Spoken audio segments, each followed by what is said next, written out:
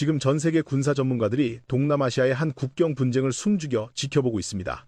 표면적으로는 태국과 캄보디아 사이의 해묵은 영토 분쟁처럼 보이지만 그 내막을 들여다보면 현대전의 패러다임을 완전히 뒤집는 충격적인 전략이 작동하고 있기 때문입니다. 태국군은 지금 캄보디아군을 사살하는 것보다 그들을 파산시키는 데 더 큰 공을 들이고 있습니다. 외신들이 말려 죽이기라고 명명한 이 잔혹한 전략의 핵심은 간단합니다.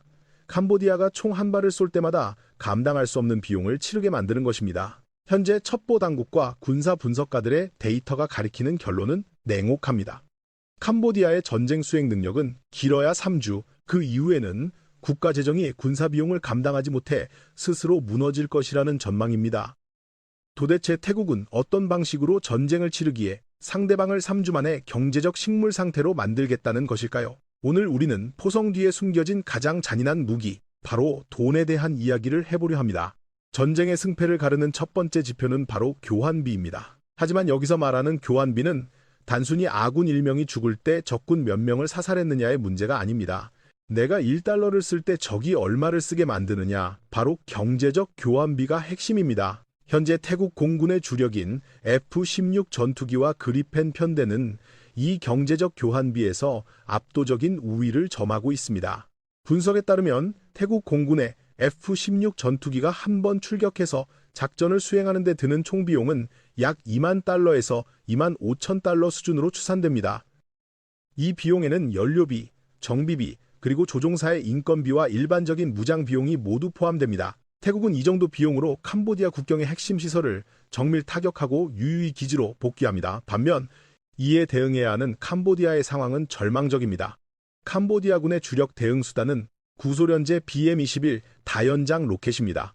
태국 전투기가 뜨거나 드론이 식별되면 캄보디아군은 화력을 쏟아부어 대응할 수밖에 없습니다. 문제는 이 로켓 포대 한 개가 한 번에 일제 사격을 가할 때 소모되는 탄약 비용만 최소 20만 달러에 달한다는 점입니다. 계산해보면 명확해집니다. 태국이 2만 달러를 써서 미끼를 던지면 캄보디아는 그 10배인 20만 달러를 공중에 태워야만 하는 구조입니다. 더 심각한 문제는 생존성입니다. 태국의 F-16은 고도 2만 피트 상공에서 안전하게 폭탄을 투하하지만 캄보디아의 로켓 포대는 발사 순간 엄청난 화염과 연기를 내뿜으며 위치가 노출됩니다. 통계적으로 발사 후 5분 이내에 태국 공군의 대포병 사격이나 후속 공습에 의해 파괴될 확률이 80%를 상회합니다. 즉, 캄보디아는 20만 달러어치 로켓을 쏘고 나서 수백만 달러짜리 발사 차량까지 잃게 되는 최악의 적자를 매일 반복하고 있는 셈입니다. 이것은 전투가 아니라 일방적인 자산 소각이나 다름없습니다. 이러한 비대칭적인 비용 구조는 캄보디아 지도부를 딜레마에 빠뜨렸습니다. 태국 공군기가 레이더에 잡힐 때마다 대응 사격을 하자니 하루에 수백만 달러가 허공으로 사라지고 대응을 안 하자니 주요 시설이 파괴되는 것을 지켜만 봐야 하기 때문입니다. 태국은 이를 철저히 이용하고 있습니다. 그들은 고가의 스마트 폭탄 대신 재고가 넘쳐나는 저렴한 재래식 폭탄을 개량하여 사용하거나 구형 드론을 미끼로 던져 캄보디아의 고가 방공 미사일을 소모시키고 있습니다. 마치 카지노에서 판돈이 많은 도박사가 판돈이 적은 상대를 말려 죽이는 방식과 똑같습니다. 태국의 이러한 여유 뒤에는 탄탄한 경제력과 군수 지원 능력이 뒷받침되고 있지만 캄보디아는 상황이 다릅니다. 그리고 태국은 이 점을 노려 전장이 아닌 캄보디아의 가장 아픈 곳, 바로 돈줄을 직접 겨냥하기 시작했습니다. 단순히 전선의 보급로를 끊는 것을 넘어 태국은 캄보디아 군부를 지탱하는 경제적 대동맥을 정밀 타격했습니다. 태국군 작전 지도에 표시된 최우선 타격 지점 중 하나는 캄보디아 국경 도시 포이펫의 밀집한 카지노 단지 주변이었습니다. 일반적인 전쟁의 상식으로는 이해하기 힘든 목표물이지만 이곳의 실체를 아는 전문가들은 무릎을 쳤습니다. 이 화려한 카지노와 리조트 시설들은 단순한 유흥가가 아니라 연간 수억 달러에 달하는 불법 자금과 외화가 캄보디아 유력 인사들과 군부 지도층으로 흘러들어가는 현금 채굴장이었기 때문입니다. 태국 치안 당국과 서방 정보기관의 분석에 따르면 이 국경 경제구역을 통해 세탁되거나 이동하는 자금의 규모는 연간 최소 10억 달러 이상으로 추산됩니다. 태국 공군의 정밀 폭격과 국경 봉쇄 조치는 이 막대한 현금의 흐름을 단 며칠 만에 동맥경화 상태로 만들어버렸습니다. 실제로 국경이 봉쇄되고 태국인 관광객의 발길이 끊기자 카지노 수익에 의존하던 캄보디아 서부 전선의 자금 사정은 급격히 악화되었습니다. 현지 소식통에 따르면 자금 흐름이 차단된 지 불과 일주일 만에 캄보디아 측 불법 자금 유동성이 30%에서 40% 가까이 증발한 것으로 파악됩니다. 이는 전선에서 싸우는 군인들의 월급이 밀리고 용병들을 고용할 자금이 바닥나고 있다는 것을 의미합니다. 전쟁에서 총알보다 무서운 것은 돈이 없다는 공포입니다. 캄보디아 지도부 입장에서는 탱크 몇 대가 파괴되는 것보다 자신들의 통치 자금줄인 카지노 경제가 붕괴되는 것이 훨씬 더 치명적인 타격일 수밖에 없습니다. 태국은 정확히 이 지점을 노렸습니다.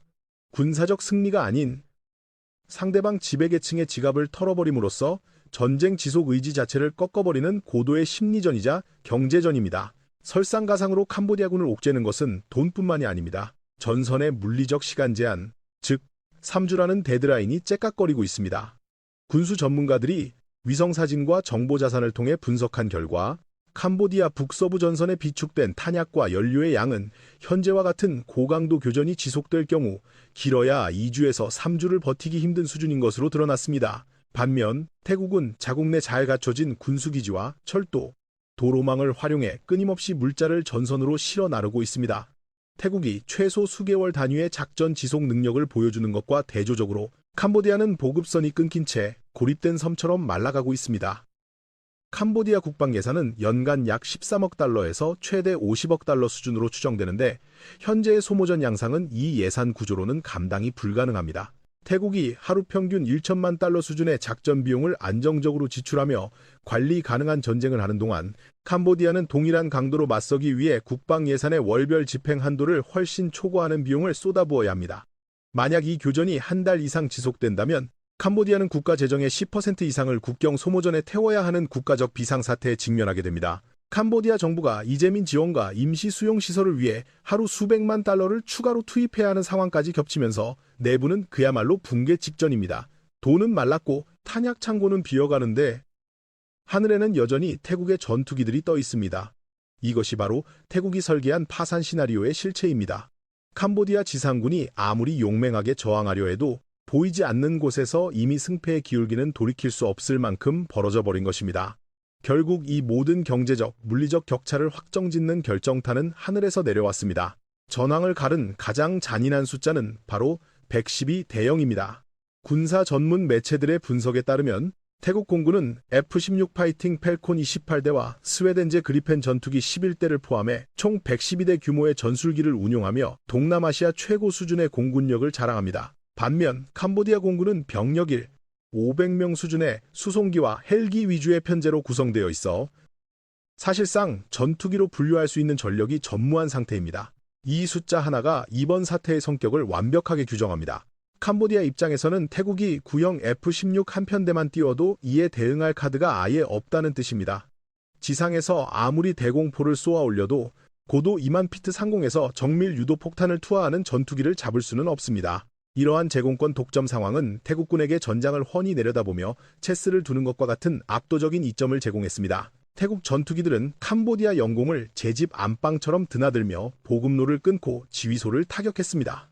태국 국경 인근의 작전 반경은 200km 이상으로 태국 전투기가 이륙하면 30분 이내에 캄보디아 서부 전선의 모든 핵심 시설이 타격권에 들어옵니다. 반면 캄보디아의 반격 수단은 사거리 20km에서 40km 수준의 재래식 포병과 로켓에 국한됩니다.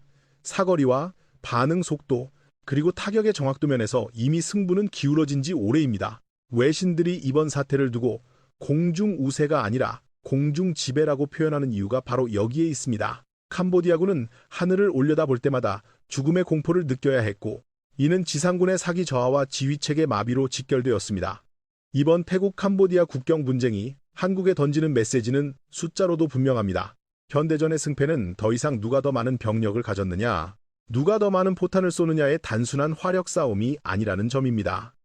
진짜 승부는 상대가 하루에 얼마의 돈을 허공에 날리게 만들 수 있는지, 그리고 상대의 경제 시스템이 전쟁 비용을 얼마나 오래 감당할 수 있는지를 계산하는 비용의 전쟁에서 갈립니다. 태국은 하루 수천만 달러의 비용으로 캄보디아가 수억 달러의 출혈을 감수하게 만드는 치명적인 비용 구조를 설계했고 그 덫에 걸린 캄보디아는 총 한 번 제대로 쏴보지 못하고 국가 부도의 위기 앞에서 백기를 들어야 할 상황에 처했습니다. 이 비대칭의 공포는 시간이 갈수록 커질 것입니다. 한국이 오랫동안 준비해온 전쟁 억지력의 개념 역시 이와 같은 방향을 가리키고 있습니다. 싸우는 순간 상대가 싸움을 유지할 수 없게 만드는 경제적, 군사적 숫자를 먼저 계산하고 압박하는 것.